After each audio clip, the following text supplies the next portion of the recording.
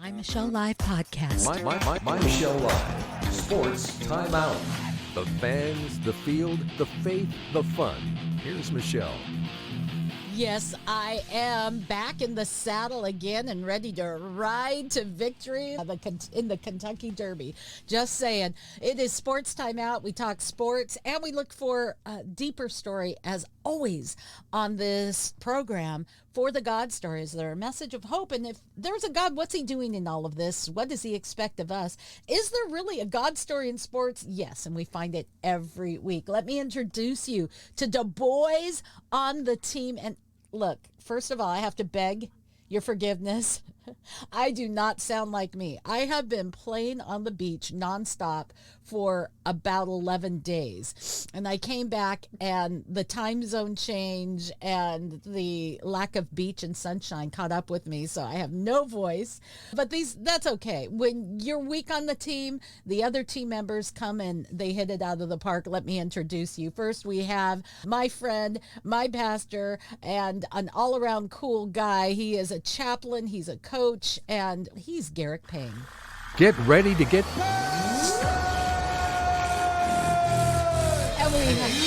Hey, Reverend, you could have just said amen. Why don't just someone say amen? Give me an amen, somebody. And then we have with us author of this phenomenal sci-fi book. It's science fiction, it's faith, and it's freaking phenomenal. It's called Breaking Yesterday. You can see a link at My Michelle Live. Brent R. Author, Baker. photographer, Brent R. Baker.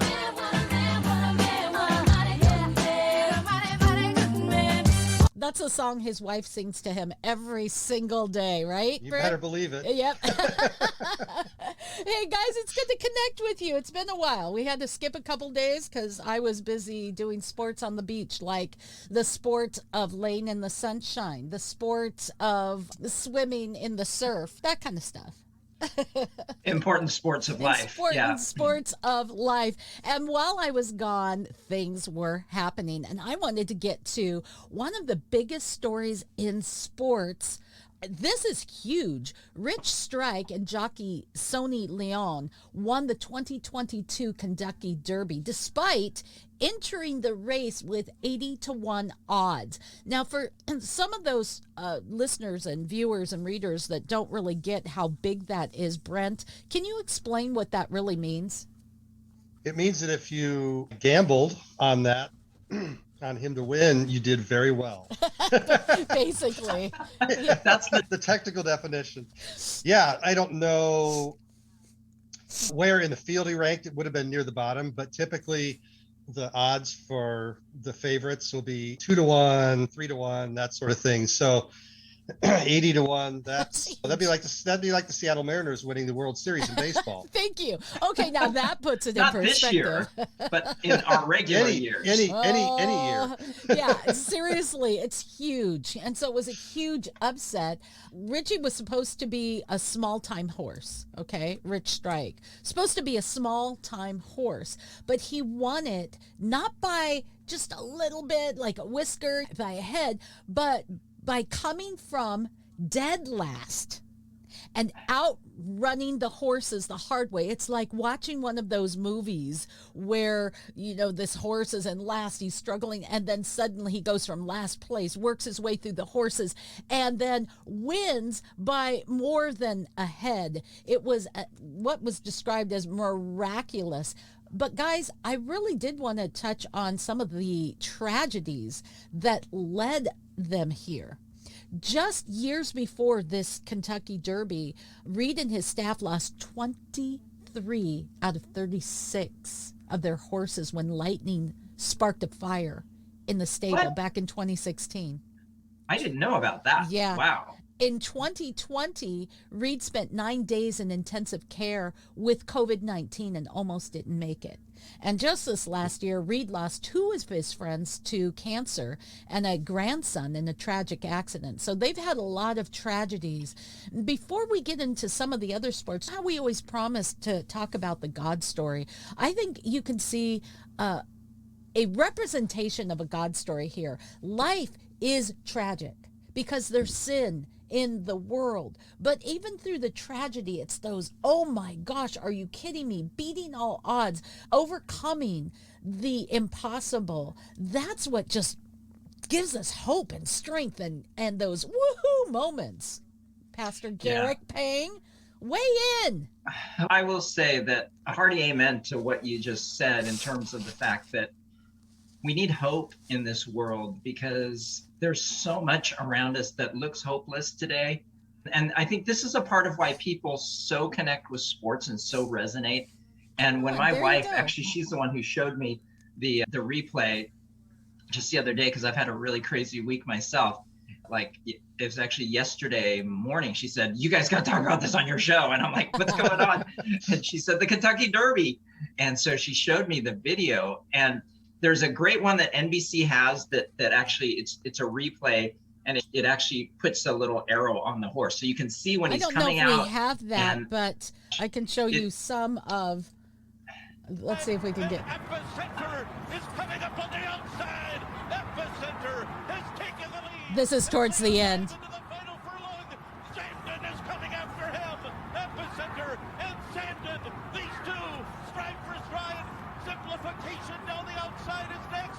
They're coming down to the wire. Epicenter, Sandon. Rich Strike is coming up on the inside. Oh my goodness! The longest shot has won the Kentucky Derby. Rich Strike has done it in a stunning, incredible, unbelievable. Yeah. Seriously, the longest shot. Yep. So he was the least favorite, the least expected to win. And I think going back to the God story is that God is the God of the underdog. And I think it's just great to see that kind of story and just to see and to hear about the loss and the heartache and heartbreak that he's been through in the last year. And just to watch the team and just see the way, and I don't know, there was a little bit of a flap. I don't know if you heard about this, but afterwards with the I don't know what you call them, but the guys who come alongside and carry them to the winner's circle. And the horse was acting up a little bit because he was just excited after winning and after running, and anyone would be, right? And so there's all this criticism of the guy who was trying to take them in because he ended up having to actually hit the horse. And it was so cool because the trainer came on and he defended him. Everybody was attacking the guy and he says, no, he probably saved my horse and all these different things. And so it just showed a lot of humility. It wasn't this, excuse me, hey, we got to go after this guy for beating up on my horse or whatever. But pull up YouTube and just watch some of the Kentucky Derby stuff. It's worth your time because it's just a wonderful, great story. It is absolutely stunning what took place, and going to be fun to watch how it proceeds. But what that story does is give the average person hope, because it can seem like there is groups of people that have privilege. It can seem as though the odds are stacked against you. But that's why we love the underdog story, isn't it, in our society? Because we like to know that the average person, or even relating it to me, myself, I can do all things through Christ who strengthens me. That's the gospel right there, that the world is, everything's stacked against us because of it being in a sinful world, Brent. But because of what Christ did on the cross, we have this crazy awesome hope, and we can actually believe that we can win in the game of life, even though we don't seem to have all of the tools or talents of everybody else. There's an old saying that God doesn't call the equipped, he equips the called.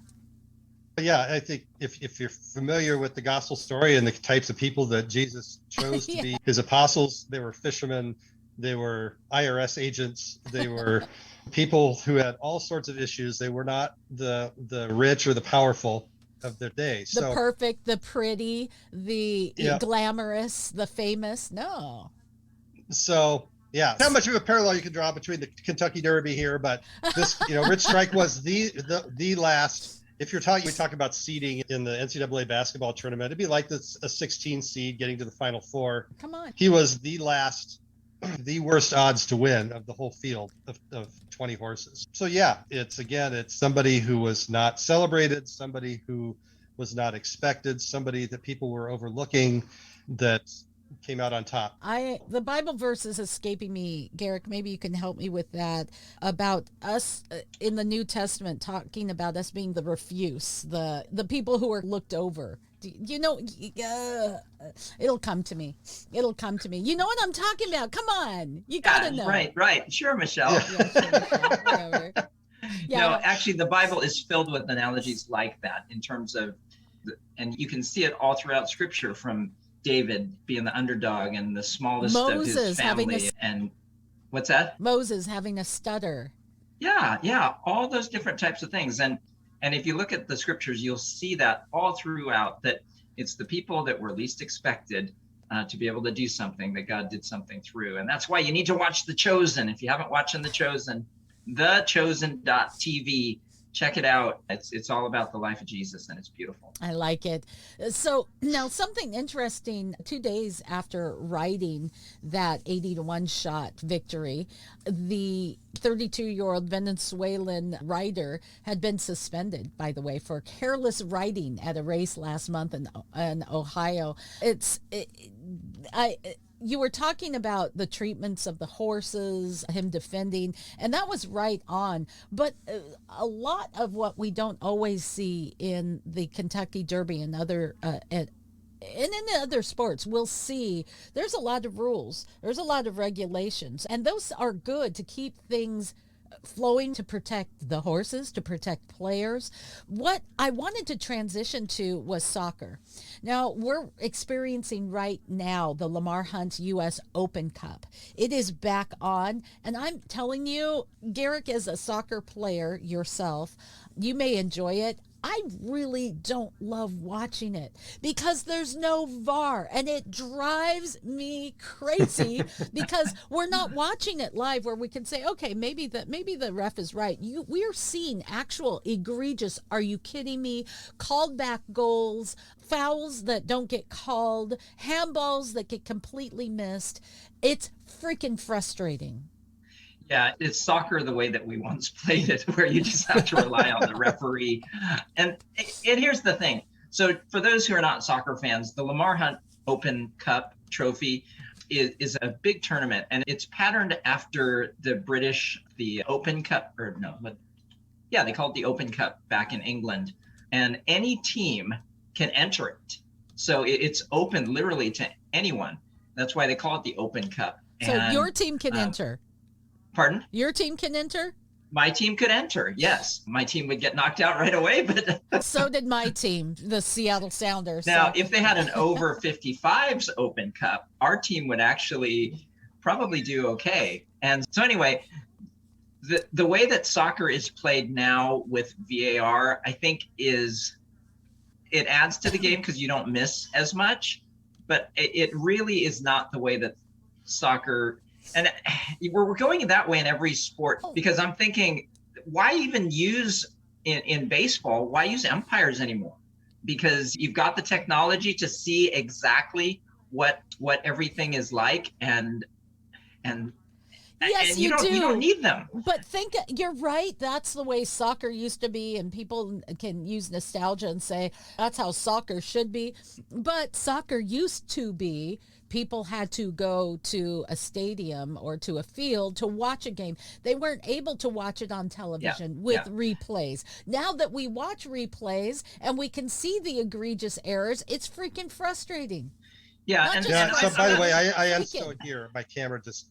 I'm not saying that we should go back in time, because I do the replay, because especially with things like people flopping and stuff like that, which annoys me more than anything about professional soccer is Thank you. flopping. Ladies and gentlemen, I hate flopping. I think, especially in men's soccer, you should get your man card, not just a yellow card, but any your man soccer, card, man, women, your children. man card should be taken. And I've said it before. I think if there's continuous flopping, and oh my gosh, I'm so wounded because someone knocked me down. Now, don't get me wrong, you can get the crap beat out of you, but seriously, I think when that happens, they should be forced to play in a hockey match and see what it really feels like. They just need to be carded. You should be able to watch a replay and card someone for a flop. Thank you. There's VAR available, so why not do that? Penalize it hard as well. And as soon as and then it'll stop. That's the thing, is that people put up with things because there's no consequence. But hey, on the question of VAR, I fully appreciate the ability to replay and reverse egregious calls and that sort of thing. But do you think that at times the officials, and this could be for any sport, but officials have gotten to where they depend so much on it that their on-field calls have deteriorated to a certain extent, especially if they are used to having officiated games with it. See, I don't necessarily agree with that. And I will tell you why. Because if I know that my calls are going to be scrutinized by VAR, that I'm going to be called out, I don't want to look like an idiot. I want to look like I'm doing my job. So I don't know. I think the argument can be made both ways. Just saying. I think refereeing, it's a tough job. It's always been a tough job. And I have always try and have the most respect for referees in our leagues. In the adult recreational leagues, it's sometimes you just have to get what you get. And when they don't leave the center circle the entire match, then that's a little bit frustrating. But the professional referees, my hat goes off to them, and I have so much respect for the job that they do, because it is tough. Job. It's a tough job, and I get that. But there are some times where it's just, are you kidding me? And that is frustrating. The flopping is frustrating, and we see it more in South American, for example, countries. Maybe it's cultural, maybe it's this appeal to the ref, like it's, mommy, my brother hurt me. Oh. The bigger fuss you make, the more mommy's going to come over and say, you shouldn't have hurt your brother. That's what it looks like. And it doesn't always play well. And I don't think that it really helps in perpetuating the whole institution of professional soccer in the United States of America while it competes with so many other sports. What does help in perpetuating professional soccer in the United States while it competes with other sports is when we do amazing things like have a United States Major League Soccer team win CCL. Boom, the Seattle Sounders. Now I know that we didn't get to talk about it last week, but that was so exciting to see during the CONCACAF Champions League. It has always been the South American team. MLS has made it a few times, but never the Mexican team. The Mexican team. You said South America. Yeah, it's not South American. Sorry. Yeah. It's North America, south of us. They always come out with the trophy, but the Seattle Sounders got to win it in their own stadium with their aggregate score. And the last game, 3-0, they didn't just squeak by. They won a solid win. And Garrick, I want to talk about how exciting and how important that is to sports, to soccer in particular in the United States. And then we'll talk about the cup. Yeah, if you've been following soccer as long as I have, and I know many of the listeners have been, the United States was always seen as, it's just the U.S. And so from our national team to when our teams played international clubs, we just didn't have what it took. Yeah. And this is a huge, and I believe there were 6 times previously that MLS teams have competed for that coveted spot in the final, and no one had ever won up until 2 weeks ago when the Sounders beat, was it Pumas from Mexico City. And so it is a huge win for us. Now we'll actually play in the I don't know what it's called officially, but it's the Sounders Cup on the global stage. So the Sounders will actually be, I think it's called the Club World Cup. Club World, yeah. Okay, and here's the thing. It's difficult because outside of CCL, it seems like the Sounders, for example, who took it all there, put all of their eggs in this one basket of CONCACAF, and they did great, and they won it. But in MLS, in league games, they have lost embarrassingly. The Lamar Hunt U.S. Open Cup, they are... First game, they're out. They didn't play too unimpressively, but they lost in goal kicks at the end. So sad to me. And is that what you would do if you were the coach? Just put all your eggs in this one basket and everywhere else look like you just stink? I think we're second from the bottom in MLS, right? Rankings. It's a really tough situation to be in as the coach. First, let me say that Brian Schmetzer is probably one of the best coaches in MLS. He really is an amazing coach. And it's a mentality thing that is tough for the players. And for the Open Cup, there are so many competitions. And one of the unique things about American or about soccer in general is that these different competitions are played over top of your regular season. So they happen during when your season is going. And so it is always a challenge for coaches in terms of who to rest and when. And it's in the Open Cup, for example. Let me intervene a penalty in this. shootout. I don't blame the Sounders for losing in a penalty shootout because it's almost just like luck of the draw. I mean, it's flip a coin. And so you can't really say that we pulled ahead, but it's not just some of these competitions. We also have teams that will have to surrender some of their players to their national teams during our regular play. That's not often what happens unless you're looking at maybe an Olympic year where you'll see hockey players being pulled out for the Olympic team. You don't see that in football. You don't see that in other sports like you see it in soccer. It's a very interesting dynamic, but it can be frustrating for Sounders fans who would like to see their team win and get concerned that this team, the Seattle Sounders, by the way, since their induction into Major League Soccer, have continued to be in the playoffs. You get a little nervous to say, will this be the year that we don't? Oh, sure, you take CCL, congratulations, but you can't make it to the playoffs. Oh, that would suck. I think they'll be fine in the long run. The MLS season is still pretty early on. It's a long season. They definitely put all their eggs in that CCL basket and have taken some hits. So you've got to manage the workload of your players. I think now that they're clear of this, I figured they would struggle for a couple of weeks after they came out of that.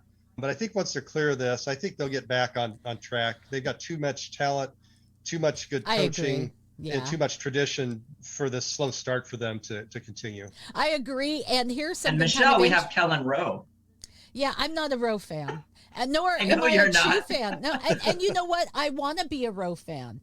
He has a Seattle tattoo on his arm. He's all in for my city. I think that he needs to up his game, to be honest with you. Who didn't need to up their game? And for those of you who are outside of Seattle, I'm sorry. This has been Seattle-centric. I get it. But this is big news. When you have something as exciting as the first team in the U.S. to take the CCL, this is how excited the fans were. Seriously. Okay, you don't want to see the commercial. Fans created a Rave Quake. There we go. We wrote ourselves into the history books today, and I'm so proud of my team. They have won the CONCACAF Champions League. And yes, we did. And they literally registered on the Richter scale. It was just that big and that exciting. I'm not kidding. So that's pretty cool. Congratulations as we talk about soccer today. Now, here's another soccer story that I wanted to bring into the mix. Some Qatar hotels, as we look at for the World Cup this year for FIFA, some Qatar hotels won't accept same-sex couples despite FIFA's promise that it's all-inclusive. So there are 3 hotels in Qatar that will actually refuse to accommodate same-sex couples when people travel to the Gulf country for the World Cup this year. FIFA gave assurances they'll be allowed to book rooms. And so this is an interesting story because here in the United States, everybody's a victim. We hear so much about LGBTQ rights, and yet people are so flippin' ignorant as to how bad things are in other countries. Even if we look at our history of being a Judeo-Christian influenced nation, that very influence allows for more freedom for people who are outside of a Judeo-Christian practicing lifestyle than anywhere else in the world, Brent. Yeah, it's interesting, like you said, how these things are handled in other countries. I mean, I think we're seeing a similar dynamic as you have A lot of golfers with this Saudi Arabian backed tour that's trying to make inroads. And I think, shoot, what was it? Oh, yeah, actually, it was on our list here with Greg Norman and his business partner. We scrutinize all sorts of these partnerships within our country, and how if you give to the wrong political campaign, you get blacklisted or silenced. Yet here's Greg Norman, his business partner in Saudi Arabia, order the kidnapping and assassination of somebody. We all make mistakes, Greg Norman said. We all make mistakes. Oops. Oh, Hey, it could be a modern day David. How many of us haven't ordered the assassination of somebody, maybe a little kidnapping, It's an assassination between friends. Stuff happens. Come on. Judgmental people, you. Oh. Well, I think guys. the problem, as I always like to point out on this show, is that I abhor the double standard. If you're going to apply a standard one way, then apply it across the board. Okay. If you're going to pull out of Atlanta because you think that Georgia has a whatever, then don't go to Qatar, because Qatar, it's not just one of those things where some owners feel uncomfortable with homosexuality. It's that it's punishable by death. I mean, come on, we all make mistakes. This is the law of the land. And if it's not okay, then don't go there. And so check your worldview. If it's not consistent, you've got the wrong worldview. If your worldview is consistent, but you're not adhering to it, it's as simple as that.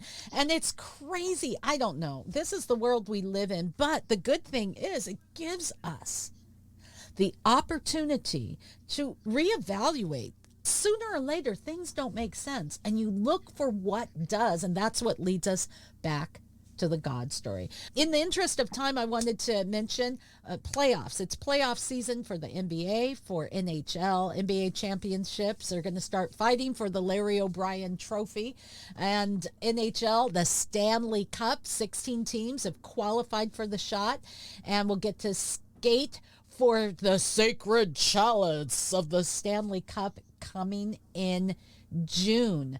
And I'm going to ask you about something else that started in hockey, and since it's playoff season, we may as well talk about it. It is the playoff beard. It is a thing. Have you guys ever grew a beard just for playoffs? Have I ever grew a beard, period? I haven't been without a beard since sometime in the 90s. Okay. But I do grow it thicker in the winter when it's cold, and I live in an area where it snows a lot. I'm not sure that anyone is inspired by my beard or motivated by my beard, or that it brings a community together because I have a thick beard. But hey, beards are cool, can I say? Okay. I thought I would ask you guys a trivia question, so we're gonna take it on here. Little trivia question here. Trivia question is, who was the first team to start the playoff beard tradition? Hint, it was in the National Hockey League. Who was it? When did it happen? Anyone know without doing a little Google cheating? It was the New York Islanders back in 1993. No, it was not. Sorry about that. I had no clue. I just pulled out a year. What if you were right? No, the answer is the tradition started in the 1980s. The 84-85 Detroit Red Wings were the first team documented to wear these crazy. Yep, there's some of those beards. Some of the captains wearing. Some are better than others. Yeah, some are definitely better than others. So the playoff beard, and there's all kinds of weird things that people will do. It's clearly not an Asian-dominated sport to have a tradition like that. Okay, secret Asian man, what is your thing that you do for playoffs? Do you have a tradition? I don't, because I take everything into every game, and I feel like if I had a tradition or a superstition, having played as long as I have, It would get broken at some point, and then you'd have to start all over again. Sorry, I'm not big on those. I know, and it's funny because even fans do. I'm not kidding. I am not superstitious. I'm a faith girl, but I wore a pair of earrings to the MLS Cup where our Sounders lost, and I've not worn them since. Right? I'm like, yeah, it's your fault, Michelle. I know. That's the thing. There are people literally who will say, okay, on a game day, I have to put on my left sock before I put on my right sock. And it's okay. Whatever makes you happy. And so we have that kind of power over the team. So it's funny. But beards, I don't know. Maybe if you feel like it helps you grow that beard, it's going to be fun watching the Stanley Cup playoffs and see who rises to the top. I know my team will not, because they're still linked. They cannot even see the playoffs from their standing way in the back. Way up there is the playoff picture. There you go. Major League Baseball, the Astros had a pretty impressive 10-game winning streak this week. Yeah. Sorry. Oh, really? Come on. And actually... Are you still sore over the trash can bumping? He kind of is. I'm wearing Astro colors today. Sorry about that. But the Astros picked up a pair of victories against the Minnesota Twins on Thursday. And in doing so, they extended that 10 games, that winning streak of theirs, pushing their lead over the Angels in the American League West. So that's pretty exciting. But aside from all of that excitement, and usually we have Josh McMillan, our Wookiee of the Year, giving us our baseball highlights, specifically the Seattle Mariners, because they are the most underdog team in all of professional sports. But here's the thing, guys, despite the excitement of baseball being underway and the bats swinging, the attendance of Major League Baseball is way down this year. Any thoughts on why and what they can do about it? It's Trump's fault. Okay, moving on to our next subject. Yeah. Either that or Russia. It's Russian collusion. Right. That's what it is. Well, right I do there. think I think part of it's not necessarily down across the board, but I think part of it is that we've had this issue of tanking that's been a problem across many sports. Teams that clear out all their talent on purpose to try to build up draft picks and then try to win later on. And there's several teams right now. It comes to mind: Cincinnati, Oakland, Baltimore. It's a game in Pittsburgh, itself. Teams that are devoid of, I'll say, star power, or even guys that should be in the major leagues yet. They're basically minor league teams trying to play in the majors. And like a team like Baltimore has lost over 100 games 4 years in a row. I think what's happening is that fans are fed up with their teams that aren't trying to win. And if you've got enough teams that are you've got super teams like the Dodgers, you've got a few contenders, the rich are getting richer and the poor are getting poorer in baseball talent-wise. And so I think you're losing fans of these markets where the teams are perpetually not competitive. And I can see that could contribute. Seriously, that is a game in itself, our draft picks, who we get. It's an off-field game in itself, and it may not be working for people who just want to go and see a good competitive game. But on top of that, I think there's still an oversaturation of games in baseball. The season is just too chock full. There's so much that we can see that very few fans buy season tickets anymore, because who could go to all of them? I think I don't have a problem with the length of the season. The baseball is meant to be played every day for months because there's so much people out, and it's hard to get behind as a fan. I don't agree, but I think what part of the problem though is that when you have a game where it's an everyday game, it can't cost hundreds of dollars to go to a game. It just cannot. That's very true. Okay. If you can get away with it if you're the Seahawks and you've got 9 home games, you can get away with the Sounders and you've got 15 home games. You can't get away with it when you're the Mariners and you have 80 home games. People just won't do it. Back in the day when I was going to get season tickets at one point when they were $5 a seat. But now it's just, I'm lucky if I can go to one game a year. Yeah, there you go. It's true. Food is expensive. Parking is ridiculous. Getting there isn't always fun in some cities. You mentioned the Seahawks. I wanted to mention this. The new Broncos quarterback, Russell Wilson, is going to face his... Who? Oh, yeah, who is going to face the Seattle Seahawks in week 1. How are fans going to react to a beloved player in a new uniform? We saw that with Tom Brady when he went to the Bucs. It's uncomfortable and it feels weird, and I think there's a reason behind it. I wanted to maybe see where you guys are coming from. Brent, you want to go, or I will? I'll just say, I think as far as Seattle goes, I think the closest comparison we have to this is when Ken Griffey Jr. left the Mariners for the Cincinnati Reds back, in about 2000. Mm-hmm. Ken Griffey was still in the prime of his career. Things got tense with him and the team, more or less. Not so much with the city of Seattle, but there was just some dynamics with the team, and he wanted to go back to Cincinnati where he'd grown up. And so they worked out a trade to send him to Cincinnati. And when he came back, I think he was nervous from what I have read, but he was greeted very warmly. I think with Russell Wilson, warmly. I'm not greeting him warmly.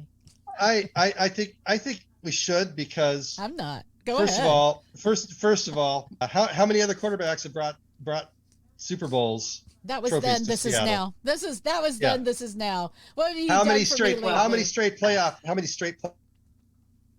Yeah, that was then. This is now. Here's my deal. And how many weeks did he spend in Seattle Children's Hospital? And I think that's all sweet and everything, but that's like saying, yeah, your wife cheated on you, but how many good years did she give you? No, okay. So let me step in between the two of you here. I think that there is an issue, and I think, and what Seattle fans do not like, I don't know any fans that would like this, is that when a player says something, but then they do something else. And I think that's why people are sore and upset. And that's why I think he's going to be greeted to a very mixed reaction. You'll get some cheers, but you'll get quite a few jeers or boos as well, because of the fact that, him and the management and Pete Carroll, they were all like, oh yeah, Russell's our quarterback. And they knew darn that he was shopping and he didn't want to be here and he was looking for more money and he was looking for something else. And so I'm going to watch the game. It's Monday Night Football, season opener. And I certainly hope that he doesn't do to us what we did to Denver in the Super Bowl. Exactly. Yeah. No, I'm not saying I am saying he, like pregame, I think there should be an appreciation for what he did in Seattle for all those years. Meh. But once the game starts, yeah, it no holds barred. It's business. Yeah. Yeah, I would say that if he were still that same Russell Wilson that did all those things and was just an amazing, real, genuine, humble guy that we knew and loved. He's not that Russell Wilson anymore, in my eyes. Or doesn't seem to be. He doesn't seem to be. Thank you. He seems to be Russell Wilson, the superstar, Russell Wilson, the celebrity. And that's just not, that goes back to the very thing that we started this show with, talking about the underdog, the 80-1 shot, the average person. These are character traits that we see in the Bible. Whatsoever is good, pure, lovely, of good report, if anything is praiseworthy, think on these things. Humility being a virtue. Those eternal virtues, those virtuous attributes are things that no matter where you are on the spiritual scale, you look at and say, wow, that is to be admired. Haughtiness and stardom and aren't we awesome and look at me and my half-dressed wife in our Facebook feeds. It's not quite the same. So I don't have that level of excitement for Russell or for his newfound contract in Denver. I'm not gonna boo, but I'm certainly not gonna be cheering. So you think this will be more like an Alex Rodriguez reception when he comes back? I think that think it's I going to be a little definitely closer. think that's a It's better gonna be comparison. closer. Although A-Rod left Russell Wilson does not have a new contract. He was traded. So this was not, so A-Rod, there was. Went for money. Yeah. So exactly. there was different that way. So I don't think we'll see showers of actual money raining down from the upper levels of the stadium as happened when A-Rod was here. That was crazy. But That was really funny. If you don't know what we're talking about, you might want to look that one up. That was an interesting sports moment indeed. Guys, it is time for us to take our final shot as we wrap up the program and just give a final shout out to a thought, an idea, a story of Final shot. promise to go with Garrick first. Brent needs a mo. He needs a mo.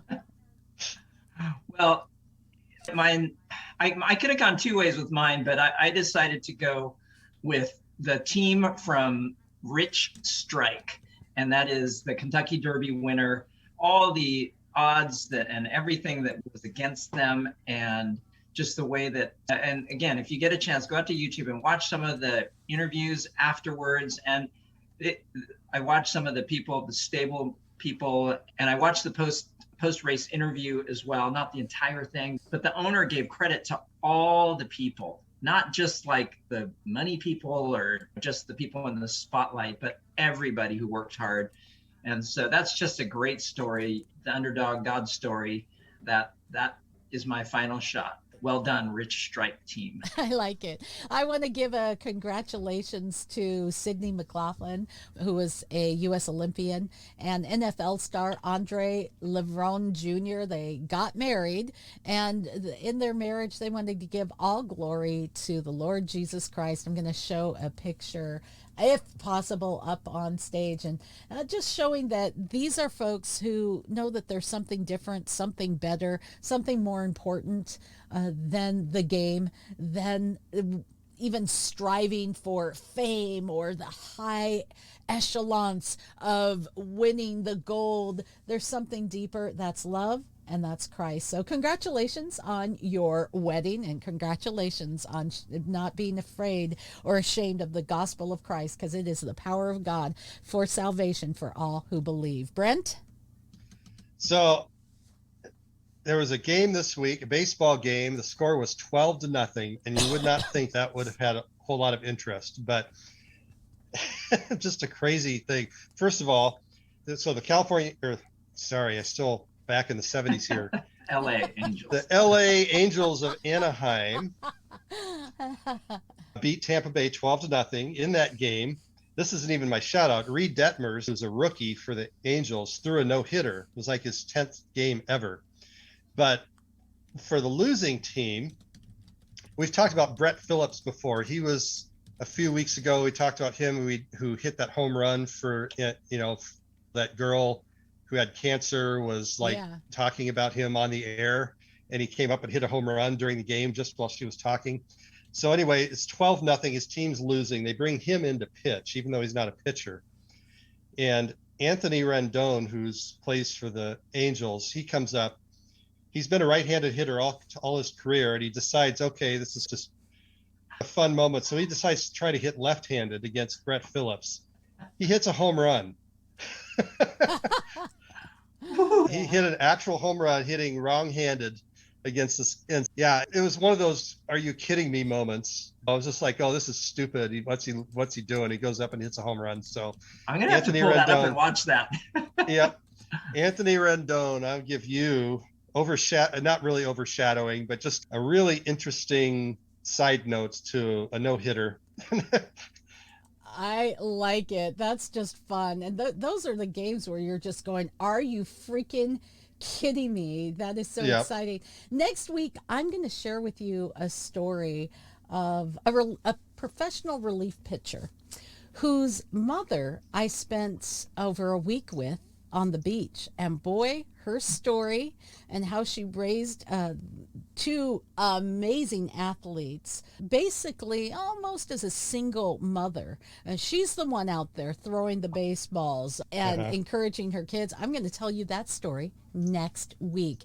In the meantime, we talked about having that beard for the playoffs. This is a good time to mention that Real Bearded Men is one of the affiliates of My Michelle Live. You can go to My Michelle Live, get Real Bearded Men products, save money, and also support what we do here. You can also support us by just simply liking this, sharing this, giving a little comment like, hey, I'm listening, or just a hello. It helps our algorithm, and it helps get that God story that we share every week out there. Thanks for being part of it. And thanks to my brothers on the team, this week's players, Garrick Payne and Brent R. Baker. You can learn more at MyMichelleLive.com. Thanks, guys. For more fun, go to MyMichelleLive.com.